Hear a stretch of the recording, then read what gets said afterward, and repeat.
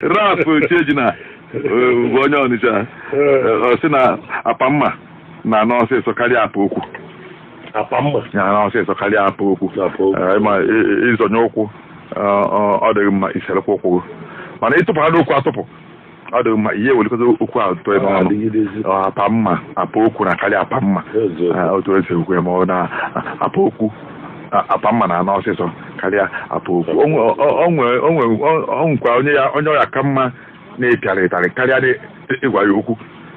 O nwe okwu ya bụ ịgwa mmadụ afọ 18 na-abịanụ ọ ka na-echu ya ụla mgbe onye anasịgo ọ bụ n'ọgụ ịta ya alụ onye ahụ ana gọvanọ mma ka igbukere ya emesie onye ahụ na mana okwu dị anya ịgwalụ mmadụ onye eso onye ahụ wee na n'iyi onye eso onye ahụ na n'iyi onye mere okwu na-emi onye maara ihe adịghị okwu egwu ada agbaghara okwu ụfọdụ olotakwu ya n'abalị onye arahụzi olotakwu ya n'ụtụtụ onye ejemụzi ọrụ ọ dị ya ka agha ahụ apa mma na n'ọsịsọ karịa apa okwu.